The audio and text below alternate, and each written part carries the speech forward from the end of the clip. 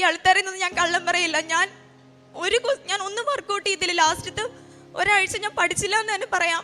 അങ്ങനെ ഒരിക്കലും പോസിബിൾ അല്ല. കാരണം എല്ലാവരും ഊണും ഉറക്കവും ഇല്ലാതെ പഠിച്ചാണ് ഞങ്ങളുടെ ഇൻസ്റ്റിറ്റ്യൂട്ടിൽ ഒരേ ഒരു ചേച്ചി ജയിച്ചത്. ആ ചേച്ചിക്കും 74% ഉണ്ടായിരുന്നുള്ളൂ. ത്തിന് മഹത്വം ഉണ്ടാകട്ടെ. ആദ്യമായി പരിശുദ്ധ അമ്മയ്ക്കും ഈശോയ്ക്കും ഞാൻ ഒത്തിരി നന്ദി പറയുന്നു. ഞാൻ ആദ്യമായി ഉടമ്പടി എടുത്തത് 2022 ഡിസംബർ 4-ാം തീയതിയാണ്. എൻ്റെ പേര് സുമി. ഞാൻ കൊല്ലം കണ്ടച്ചിറ സെൻറ് തോമസ് ചർച്ച് ഇടവക അംഗമാണ്. 2022 ഡിസംബറിലാണ് ഞാൻ ആദ്യമായി ഉടമ്പടി എടുത്തത്. ഞാൻ വിദേശത്തേക്ക് പോകുന്ന ഒരു കാര്യവുമായി ബന്ധപ്പെട്ടാണ് ഉടമ്പടി എടുത്തത്. ഓൾറെഡി ഞാൻ പൈസ കൊടുത്തിട്ടുണ്ടായിരുന്നു. അപ്പം അവിടെ കാശ് കൊടുത്തൊരു ചേച്ചി തന്നെ എന്നോട് പറഞ്ഞത്, കൃപാസനത്തിൽ പോകാം, എനിക്കിവിടുത്തെ പത്രമൊക്കെ 1-2 വട്ടം കിട്ടിയിട്ടുണ്ട്. അപ്പം ഞാൻ വിചാരിച്ചു ഭയങ്കര അത്ഭുതം നടക്കുന്ന സ്ഥലമാണ്, എനിക്ക് വിശ്വാസം ഉണ്ടായിരുന്നു. പക്ഷേ ഞാൻ ചേച്ചിയോട് ചോദിച്ചു, എന്താ ചേച്ചി ഉടമ്പടി? അപ്പം ചേച്ചി എന്നോട് പറഞ്ഞു, അതൊരു പേപ്പറിനകത്ത് കുറച്ച് നിയോഗങ്ങളൊക്കെ എഴുതിയിടണം, അത് നമുക്ക് മാതാവ് തരും. ഞാൻ നല്ല കാര്യം, പെട്ടെന്ന് കുറേ ആവശ്യങ്ങളൊക്കെ നടന്നു കിട്ടും എന്ന് കരുതിയാണ് ഞാൻ വന്നത്. പക്ഷെ ഞാൻ ഇപ്പോഴും വിശ്വസിക്കുന്നു മാതാവ് ചേച്ചി കൊണ്ടത് പറയിക്കുന്നതാണ്. കാരണം നിബന്ധനകൾ കേട്ടായിരുന്നെങ്കിൽ ഒരിക്കലും ഞാൻ വന്ന് ഉടമ്പടി എടുക്കത്തില്ലായിരുന്നു. കാരണം രാവിലെ എഴുന്നേൽക്കുക, പിന്നെ എല്ലാവരോടും സൗമ്യമായി പെരുമാറുക, ഇതൊക്കെ ഇച്ചിരി പാടായിട്ടുള്ള കാര്യമാണ്. അങ്ങനെ ഞാൻ ഇവിടുന്ന് വീട്ടിൽ തിരിച്ചു പോയി. ഉടമ്പടി ക്ലാസ്സിലിരുന്നപ്പോഴാണ് ഞാൻ ഇതിനെക്കുറിച്ച് കൂടുതൽ അറിഞ്ഞതും ഞാൻ ഒട്ടും സംതൃപ്തിയില്ലാതെ തിരിച്ചു പോയത്. കാരണം ഞാനൊരു ഡിവൈനിലും അവിടെയൊക്കെ കിട്ടുന്ന ഒരു ധ്യാനം പോലെയൊക്കെ പ്രതീക്ഷ വന്ന, പക്ഷേ ഇവിടെ അതൊന്നും അല്ലായിരുന്നല്ലോ. അങ്ങനെ വീട്ടിൽ ചെന്ന് ഞാൻ ചെയ്യണോ വേണ്ടയോ എന്നുള്ളൊരു ഇതിലായിരുന്നു. പക്ഷേ ഞാൻ എന്തായാലും ചെയ്യാം, നീ മാതാവ് ഈശോയ്ക്ക് എന്നെ ശിക്ഷിച്ചാലോ എന്ന് ഞാനങ്ങ് വിചാരിച്ചു. അങ്ങനെ ഞാൻ ചെയ്തു. എന്നാലും പത്രം കൊടുത്തില്ല. പത്രം ഞാൻ എൻ്റെ വീട്ടിൽ തന്നെ വെച്ചിരുന്നു. ആ ഇടയ്ക്കാണ് എനിക്ക് ചിക്കൻ ബോക്സ് വന്നത്. എനിക്ക് ഭയങ്കരമായിട്ട് വന്നു. എനിക്ക് മാറുന്നില്ലായിരുന്നു, ഉറങ്ങാൻ പറ്റുന്നില്ല. അങ്ങനെ എൻ്റെ ജീവിതത്തിൽ ആദ്യമായിട്ട് ഞാൻ സ്വന്തമായിട്ട് കൊന്ത ചൊല്ലി. ഞാൻ എൻ്റെ ഈ പ്രായത്തിനിടയ്ക്ക് ഞാൻ അങ്ങനെ ഇതുവരെ ചെയ്തിട്ടില്ല. അങ്ങനെ ഞാൻ കൊന്ത ചൊല്ലി പ്രാർത്ഥിക്കാൻ തുടങ്ങി. പെട്ടെന്ന് തന്നെ ഞാൻ പ്രാർത്ഥിക്കാൻ തുടങ്ങിയതോടെ എനിക്ക് പെട്ടെന്ന് എൻ്റെ ആ അസുഖം അങ്ങ് മാറി. പിന്നെ മുഖത്തെ പാടും ഞാൻ തൈലും എല്ലാം തേച്ച് അത് പെട്ടെന്ന് മാറിക്കിട്ടി. അങ്ങനെ എനിക്ക് ചെറിയൊരു വിശ്വാസമൊക്കെ വന്ന് ഞാൻ പിന്നെ ഇഷ്ടത്തോടെ ചെയ്യാൻ തുടങ്ങി. പക്ഷേ എൻ്റെ ഈ പുറത്തു പോകുന്ന കാര്യം മാത്രം നടന്നില്ല. അത് കുറേ ഏജൻറ്റിൻ്റെ ലൈസൻസ് കട്ടായി, പോകാൻ പറ്റിയില്ല, കുറച്ച് കാശൊക്കെ പോയി. പിന്നെ ഞാൻ എന്നാലും പ്രാർത്ഥിക്കുന്നുണ്ടായിരുന്നു. ഉടമ്പടിയൊക്കെ വന്ന് പുതുക്കി. രണ്ടാമത് ഞാൻ വേറൊരു ഏജൻറ്റിനെ കൊടുത്ത്, അതും ശരിയായില്ല. അങ്ങനെ ഞാൻ ഭയങ്കരമായിട്ട് ഇതായി. ഞാൻ 2 വട്ടം ട്രൈ ചെയ്തിട്ടും സക്സസ് ആവാത്തത് കൊണ്ടും പിന്നെ വീട്ടിലാർക്കും അറിയത്തില്ല. എനിക്കും അമ്മയ്ക്കും സിസ്റ്ററിനും മാത്രമേ അറിയത്തുള്ളൂ ഞാനിങ്ങനെ ട്രൈ ചെയ്യുന്നുണ്ടായിരുന്നെന്ന്. പിന്നെ എല്ലാവരും എൻ്റെ അടുത്ത് PSC പഠിക്ക്, നീ PSC പഠിക്ക്. എല്ലാവരും നോക്കുമ്പോൾ ഞാൻ ചുമ്മാ വീട്ടിൽ ഇരിക്കുക. പക്ഷേ ഞാൻ വർക്ക് ചെയ്യുന്നുണ്ട്, പക്ഷേ എന്തോ എനിക്കത് കിട്ടുന്നില്ല. എനിക്ക് ഭയങ്കര സങ്കടമായി. എല്ലാവരും പറഞ്ഞ്, നീ ഇങ്ങനെ ഇരുന്നാൽ നീ പിള്ളേരെയൊക്കെ നോക്കി കല്യാണം കഴിച്ച് വീട്ടിൽ ഇരിക്കേണ്ടി വരും എന്നൊക്കെ പറഞ്ഞു കഴിഞ്ഞാൽ എനിക്ക് ഭയങ്കരമായിട്ട് വിഷമമായി. കാരണം ഒന്നും ശരിയാവുന്നില്ല.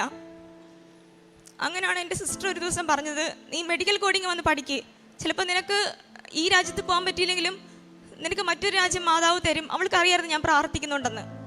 രണ്ടാമത്തെ അറ്റംപ്റ്റ് ശരിയാവാതായപ്പോഴത്തേനെ ഞാൻ ഉടമ്പടി പുതുക്കലൊക്കെ നിർത്തി. പക്ഷെ ഞാൻ പ്രാർത്ഥിക്കുന്നുണ്ട്, അത്ര തന്നെ.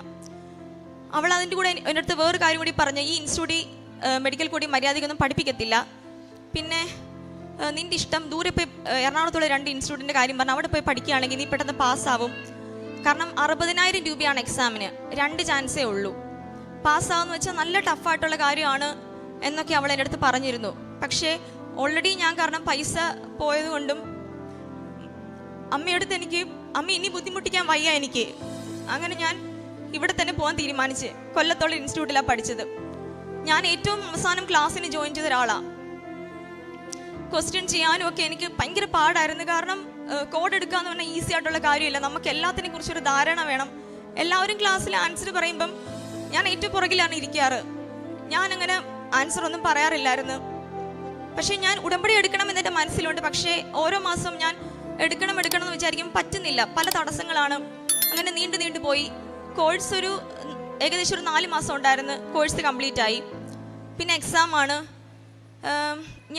എക്സാം അതിനിടയ്ക്ക് തന്നെ ഞങ്ങളുടെ ഇൻസ്റ്റിറ്റ്യൂട്ടിൽ ഒത്തിരി പിള്ളേർ പരീക്ഷ എഴുതി, എല്ലാവരും തോറ്റ്. ഈ 1 വർഷക്കാലത്തിനിടയ്ക്ക് ആരും തന്നെ ജയിച്ചില്ല എന്ന് തന്നെ പറയാം. പിന്നെ ഒരു ഡോക്ടർ ജയിച്ച് 74% മാർക്കോടെ പാസ്സായി. വേറെ ആരും തന്നെ പാസ്സായില്ല. 2-3 കൊല്ലമായിട്ടൊക്കെ ഇരിക്കുന്ന കൊച്ചുങ്ങളുണ്ടായിരുന്നു ഞങ്ങളുടെ കൂട്ടത്തിൽ. ഞാനങ്ങനെ വന്ന് ഉടമ്പടി പുതുക്കാൻ തീരുമാനിച്ച്. ഉടമ്പടി പുതുക്കുന്നതിൻ്റെ തലേന്ന് എൻ്റെ ഇൻസ്റ്റിറ്റ്യൂട്ടിൽ തന്നെയുള്ള ആൻമേരി എന്ന് പറഞ്ഞ കൊച്ച്, അവളോട് ഞാനൊന്ന് വിളിച്ച് ചോദിച്ചു. കാരണം ഒത്തിരി നാളായി പുതുക്കിയിട്ട് ഇവിടെ ഇനി എന്തെങ്കിലും ചേഞ്ചൊക്കെ ഉണ്ടായെന്ന് അറിയാൻ വേണ്ടി ചുമ്മാ വിളിച്ചതാണ്. അപ്പോൾ അവൾ എൻ്റെ അടുത്ത് ചോദിച്ചു, നീ പോകുവാണോ? ഞാൻ പറഞ്ഞു, ഞാൻ പോവുക. എങ്ങനെ പോകുന്നതെന്ന് ചോദിച്ചു. ഞാൻ പറഞ്ഞു, ഞാൻ ഒറ്റയ്ക്കാണ് പോകുന്ന, മാതാവിൻ്റെ അടുത്തല്ലേ പോകുന്ന, എന്തിനാ കൂട്ട്? ഞാൻ കൂട്ട് നോക്കി നിന്നിട്ടാ എനിക്ക് ഇതുവരെയും പോകാൻ പറ്റാമെന്ന് പറഞ്ഞു. അങ്ങനെ ഞാൻ വീണ്ടും ഇവിടെ വന്ന് ഉടമ്പടി അവളുമായിട്ട് വന്ന് പുതുക്കിയതിന് ശേഷം ഇത്തവണ ഞാൻ തീരുമാനിച്ചു, എനിക്കെല്ലാം കറക്റ്റായിട്ട് ചെയ്യണം. കാരണം എനിക്ക് ഇതെങ്ങനെയെങ്കിലും കിട്ടണം. ഇതെൻ്റെ ലാസ്റ്റ് ചാൻസ് ആണ്. ഇനി എനിക്കിങ്ങനെ വീട്ടിലിരിക്കാൻ വയ്യ. ഇങ്ങനെ ഞാൻ ഇനി എല്ലാ കാര്യങ്ങളും ഇഷ്ടത്തോടെ ചെയ്യാൻ തുടങ്ങി. ഒരു ഞായറാഴ്ച പോലും ഞാൻ മുടക്കിയില്ല. പ്രേക്ഷിത പ്രവർത്തനത്തിനും കാരുണ്യ പ്രവർത്തനത്തിനുമായി ഞാൻ ഇറങ്ങും. എൻ്റെ കയ്യിൽ അങ്ങനെ പൈസയൊന്നുമില്ല. പക്ഷേ ഞാൻ എൻ്റെ ഉള്ള രീതിക്ക് ഞാൻ അവിടെ എന്തെങ്കിലുമൊക്കെ കൊടുക്കും. എന്നോട് ആരെങ്കിലും കൈ നീട്ടിയാൽ ഞാൻ എൻ്റെ കയ്യിൽ ഉള്ളത് ഞാൻ എടുത്തു കൊടുക്കും. കെയർ ഹോമിൽ പോയി കെയർ ഹോം ഞാൻ തിരഞ്ഞെടുത്ത് ഒത്തിരി പ്രാർത്ഥിച്ചിട്ടാണ്. മാതാവേ, എനിക്ക് എന്തെങ്കിലുമൊക്കെ ചെയ്യാനുള്ളൊരു കെയർ ഹോം എനിക്ക് നീ തരണേ. അല്ലാതെ എനിക്ക് ചുമ്മാ പോയി കണ്ടിട്ട് വരാനല്ല, എനിക്ക് എന്തെങ്കിലുമൊക്കെ ചെയ്യണം. ഞാൻ പ്രാർത്ഥിച്ച പോലെ തന്നെ എനിക്കൊരു കെയർ ഹോം കിട്ടി. അവിടെ ഞായറാഴ്ച ആൾക്കാരെ ആവശ്യം ഉണ്ടായിരുന്നു ഹെൽപ്പിന്. ഞാൻ അവിടെ ചെന്നു, ഫുഡൊക്കെ വിളമ്പി കൊടുത്തു. എനിക്കൊന്നിനും മടിയില്ലായിരുന്നു. അവരുടെ തല ജീവി കൊടുത്തു, ബാത്റൂം കഴുകി. ഇതൊക്കെ ഞാൻ അവിടുത്തെ മെയിൻ ആൻറ്റി കാണാതെ ചെയ്തുകൊണ്ടിരുന്നത്. കാരണം ആൻറ്റി സമ്മതിക്കത്തില്ല. പക്ഷെ എന്തോ എനിക്കതൊക്കെ ചെയ്യാനൊരു അവസരം കിട്ടി. ഞാൻ ഇഷ്ടത്തോടാണ് ഓരോ കാര്യങ്ങൾ ചെയ്തത്. പിന്നെ പറ്റുമ്പോഴെല്ലാം ഞാൻ വന്ന് കൃപാസന പത്രം വാങ്ങി വിശ്വാസ പ്രമാണം എഴുതി തന്നെ ഞാൻ കൊടുക്കാൻ തുടങ്ങി. ഇങ്ങനെയൊക്കെ ചെയ്യാൻ തുടങ്ങിയപ്പോൾ പിന്നെ പഠിത്തം ഞാൻ അത്ര ഇമ്പോർട്ടൻസ് കൊടുത്തില്ല. പഠിച്ചില്ല എന്ന് തന്നെ വേണമെങ്കിൽ പറയാം. ഈ എക്സാമിന് ഏറ്റവും കൂടുതൽ ഇമ്പോർട്ടൻ്റ് ആയിട്ടുള്ള കാര്യം എന്ന് വെച്ചാൽ ടൈം മാനേജ്മെൻറ്റാണ്. 4 മണിക്കൂർ 100 ക്വസ്റ്റ്യൻ ചെയ്യണം. അതും വലിയ 3, ഞങ്ങൾ പഠിക്കുമ്പോൾ 5 ടെക്സ്റ്റാണ്, എക്സാമിന് 3 ടെക്സ്റ്റാണ്. ഇത് നോക്കി കോഡ് എടുക്കണം. അത് ഈസി ആയിട്ടുള്ള കാര്യമല്ല. എഴുതിയവരെല്ലാവരും തോക്കുവാണ്. അതിനകത്ത് IAS വരെ പഠിച്ചൊരു കൊച്ചുണ്ടായിരുന്നു. അവൾ വരെ ഫെയിലായി. പക്ഷെ ഞാൻ ഒന്നും ശ്രദ്ധിച്ചില്ല. ഞാൻ പ്രാർത്ഥിച്ചുകൊണ്ടേയിരുന്ന് ഞാൻ ഒരു 3 ക്വസ്റ്റ്യൻ ചെയ്യും. 100 ക്വസ്റ്റ്യൻ ആണ് ആക്ച്വലി ചെയ്യേണ്ടത് ഒറ്റ ഇരിപ്പിൽ. ഞാൻ ആകെ ചെയ്യുന്നത് 3-4 ക്വസ്റ്റ്യൻ ചെയ്യും, വചനം എഴുതും. ഞാൻ ഈ ഒരു മര്യാദയ്ക്ക് ഉടമ്പടി ചെയ്യാൻ തുടങ്ങിയിട്ട് ഒരു 1.5 മാസമേ ആവുന്നുള്ളൂ. വചനം എഴുതിക്കൊണ്ടേയിരുന്നു. ഞാൻ എഴുതി എനിക്ക് എൻ്റെ കൈ വേദനിച്ചാലും ഞാൻ എഴുതും. വചനമാണ് ഞാൻ ഏറ്റവും കൂടുതൽ പഠിച്ചുകൊണ്ടിരുന്നത്. അച്ഛൻ പറയുന്ന പോലെ സാക്ഷ്യം കേട്ടുകൊണ്ടിരുന്ന് വചനം ഞാൻ എഴുതി. ബൈബിൾ ഞാൻ വായിച്ച്. ബൈബിൾ ഞാൻ അങ്ങനെ വായിക്കത്തില്ല. പണ്ടൊക്കെ വായിക്കുമായിരുന്നു, ഏതോ കഥാപുസ്തകമൊക്കെ വായിക്കുന്നതൊക്കെ. പക്ഷേ ഞാൻ ഇഷ്ടത്തോടെ ഞാൻ വായിക്കാൻ തുടങ്ങി. ഈശോ എന്നോട് സംസാരിക്കുകയാണെന്ന് തന്നെ എനിക്ക് തോന്നി.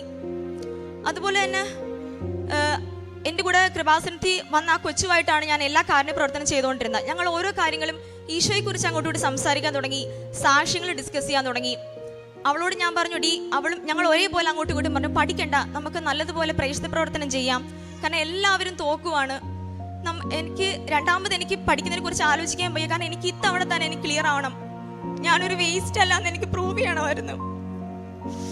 അങ്ങനെ ഞാൻ പരീക്ഷയ്ക്ക് വേണ്ടി നല്ലൊരു പ്രാർത്ഥിച്ച് ഞാൻ വചനം എടുക്കുമ്പോൾ എനിക്ക് 7 എന്നൊരു ഡേറ്റ് കിട്ടുന്നുണ്ടായിരുന്നു. അപ്പം ഞാൻ വിചാരിച്ച് ആ ജനുവരി 7 എടുക്കാം. അതൊരു ചൊവ്വാഴ്ചയാണ്. കാരണം ചൊവ്വാഴ്ചയ്ക്ക് ഒത്തിരി പ്രത്യേകതയാണ് എൻ്റെ ജീവിതത്തിൽ. എല്ലാവരും ഒരു ബാഡ് ഡേ ആയിട്ട് തിരഞ്ഞെടുക്കുന്ന ചൊവ്വാഴ്ചയാണ് ഞാൻ ക്ലാസ്സിന് ജോയിൻ ചെയ്തത്.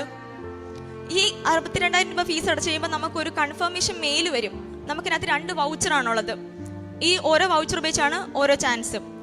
എനിക്ക് മാത്രം മെയിൽ വരുന്നില്ല. ഞാൻ എത്ര നോക്കിയിട്ടും എനിക്ക് മെയിൽ വരുന്നില്ല. ബാക്കി എല്ലാവരും മെയിൽ വന്നു, ഡേറ്റ് എടുത്തു. ഞാൻ ഇങ്ങനെ തന്നെ ഇരിക്കുക. അങ്ങനെ ഞാൻ എന്താ ഈശോ എനിക്ക് എല്ലാത്തിലും തടസ്സം? ഇനി എൻ്റെ വീട്ടിലെല്ലാം പറഞ്ഞ് നിനക്ക് PSC ആണോ എനിക്ക് തന്നേക്കുന്നത്? അങ്ങനെ ഞാൻ വിഷമിച്ച് ഒരു ദിവസം ചൊവ്വാഴ്ചത്തെ അച്ഛൻ്റെ ധ്യാനം കഴിഞ്ഞപ്പോഴത്തേക്കിന് എനിക്ക് മെയിൽ വന്നു. അങ്ങനെ ഞാൻ വീണ്ടും പ്രാർത്ഥനയിൽ തന്നെ ആയി. വീട്ടിൽ ഞാൻ ഇങ്ങനെ എല്ലാ ആഴ്ചയും കെയർ ഹോമിൽ പോകുമ്പോൾ അമ്മ എൻ്റെ അടുത്ത് ചോദിച്ചു, നീ എന്തിനാ എല്ലാ ആഴ്ചയും പോകുന്നത്? വീട്ടിൽ ഇരുന്ന് പ്രാർത്ഥിച്ചാൽ പോരെ? ഞാൻ പറഞ്ഞു, എൻ്റെ ഫാമിലിയിൽ തന്നെ ഉടമ്പടി എടുത്ത ഒരാൾ ഞാനാണെന്ന് തോന്നുന്നു. മീൻസ് ഫുൾ ഫാമിലി എടുക്കുവാണെങ്കിൽ. ഞാൻ പറഞ്ഞു, എല്ലാവരും പ്രാർത്ഥിക്കും, പക്ഷെ ഉടമ്പടിയിൽ പ്രാർത്ഥിക്കുന്ന പോലെ ആവില്ല. എനിക്ക് വേണ്ടി ഉടമ്പടി എടുത്ത് പ്രാർത്ഥിക്കാൻ ആരുമില്ല. എനിക്ക് വേണ്ടി ഞാനല്ലാതെ പിന്നെ ആരാ ഉടമ്പടി എടുക്കുന്ന? എനിക്ക് പോണം. കാരണം ഇതിൻ്റെ അവസാനത്തെയാ. ഞാനൊരു വേസ്റ്റ് അല്ലാന്ന് എനിക്ക് പ്രൂവ് ചെയ്യണമായിരുന്നു. അങ്ങനെ ജനുവരി 1-ാം തീയതി തൊട്ട് ഞാൻ ഡേറ്റ് എടുക്കാൻ നോക്കുക, ജനുവരി 7. പക്ഷെ എനിക്ക് കിട്ടുന്നില്ല. കാരണം അമേരിക്കയിൽ നിന്നാണ് എക്സാം കണ്ടക്ട് ചെയ്യുന്നത്. എക്സാം എടുത്ത് പിറ്റേന്ന് തന്നെ റിസൾട്ട് വരും. വലിയ താമസമൊന്നുമില്ല. ഇതിനിടയ്ക്ക് തന്നെ ബാക്കിയുള്ളൊരു പരീക്ഷ എഴുതി, എല്ലാവരും തോറ്റ്. അങ്ങനെ ഞാൻ പിന്നെയും പ്രാർത്ഥിച്ചുകൊണ്ടേയിരുന്നു.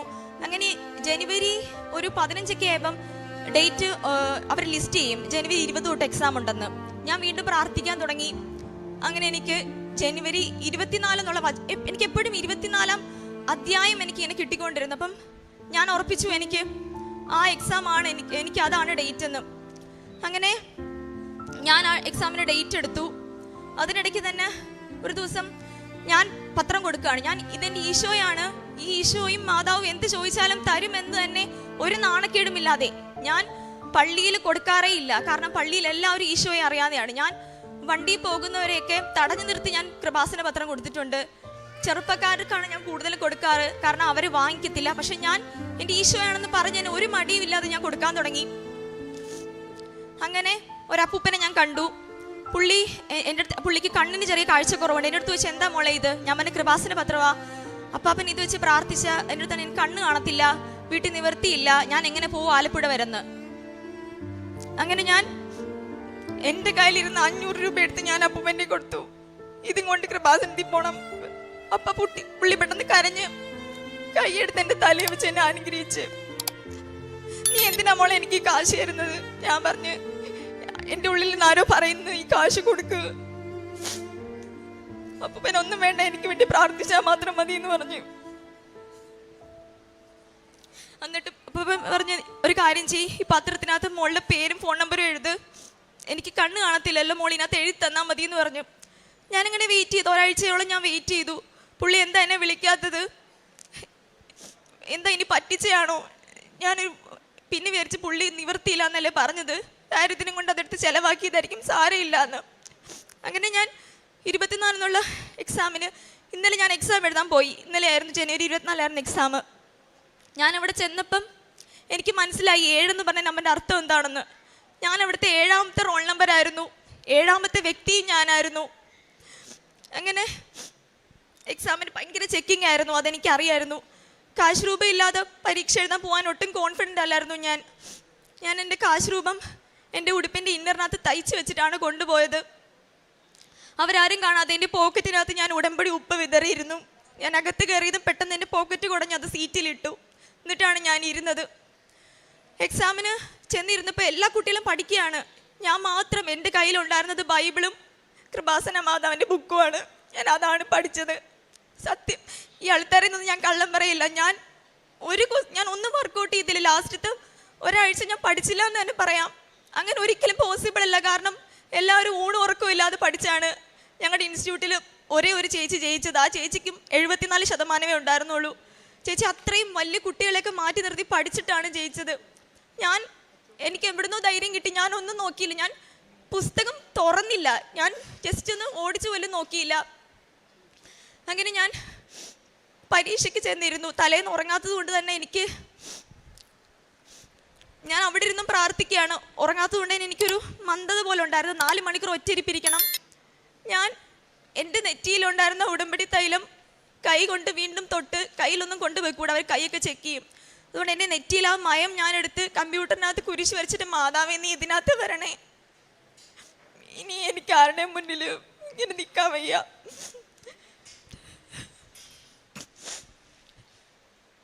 എൻ്റെ അവസാനത്തെ ചാൻസാണ്. ഞാൻ ഒരു യൂസ്ലെസ് അല്ല.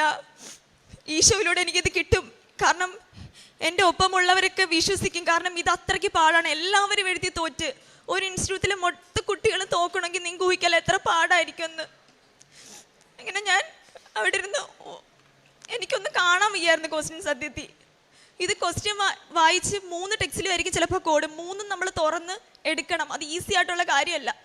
ഞാൻ വായിച്ചു, എന്തൊക്കെയോ ഞാൻ ക്ലിക്ക് ചെയ്തു. പക്ഷെ എനിക്ക് മാതാവിൻ്റെ ഒരു പ്രത്യേക ഇത് കിട്ടി. കാരണം നീ ഇത് ക്ലിക്ക് ചെയ്, ഇത് കറക്റ്റാന്ന് എൻ്റെ അടുത്ത് ആരോ പറയുന്നുണ്ടായിരുന്നു.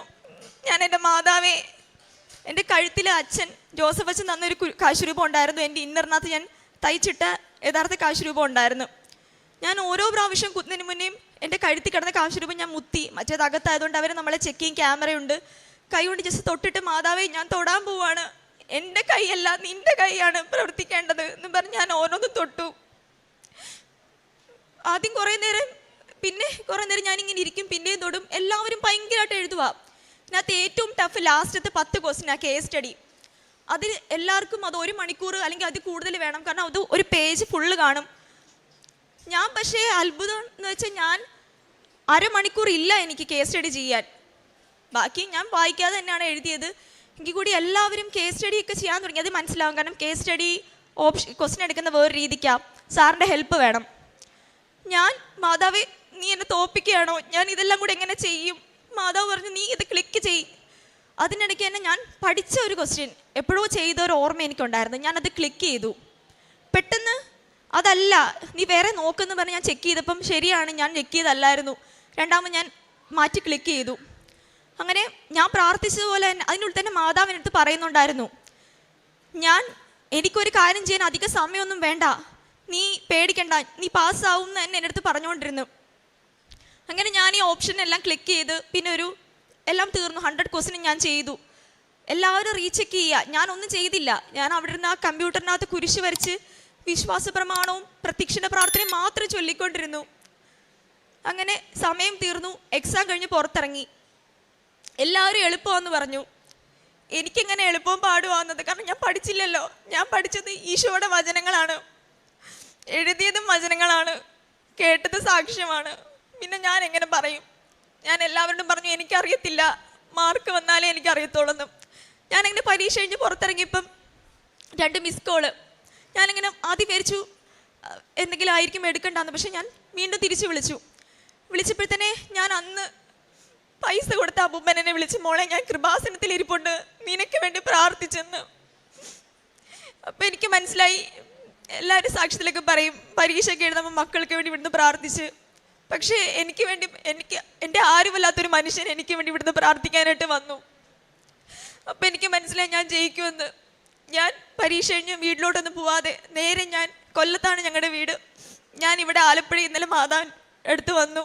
ഞാൻ അവിടെ നിന്നൊരു കൊന്ത ചൊല്ലി. പിന്നെ ഞാൻ മുട്ടുകുത്തി ഈ ആൾത്താരുടെ അടുത്ത് നിന്ന് 7 പ്രത്യക്ഷണ പ്രാർത്ഥനയും 7 വിശ്വാസ പ്രമാണം ചൊല്ലി.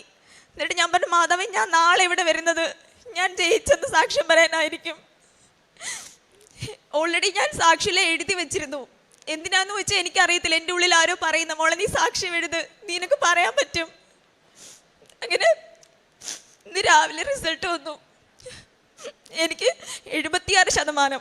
ആ ഡോക്ടർ ചേച്ചിക്ക് എല്ലാത്തിനെയും കുറിച്ച് നല്ല ധാരണ ഉണ്ട്, ഭയങ്കരമായിട്ട് പഠിക്കുന്നുണ്ടായിരുന്നു. ആ ചേച്ചിക്ക് 74 എനിക്ക് 76. അതൊരിക്കലും പോസിബിൾ അല്ല, കാരണം ഞാൻ ഒന്നും തന്നെ പഠിച്ചിട്ടില്ല. ഞാനൊരു വേസ്റ്റ് അല്ലാന്ന് ദൈവം എനിക്ക് പ്രൂവ് ചെയ്ത് തന്നു. ഞാൻ ഇത്രയും നാൾ ഭാഗ്യത്തിൽ വിശ്വസിച്ചിരുന്ന ഒരാളാണ്. ഞാൻ അൺലക്കിയാണ് എന്ന് മാത്രം ഞാൻ വിചാരിച്ചു. പക്ഷെ ലക്കി അൺലക്കി ഒന്നുമില്ല, ഈശോയായിട്ട് ചേർന്ന് നിൽക്കുന്നതും അകന്ന് നിൽക്കുന്നതുമാണ്. ഈശോയ്ക്ക് അമ്മയ്ക്കും 1000 നന്ദി.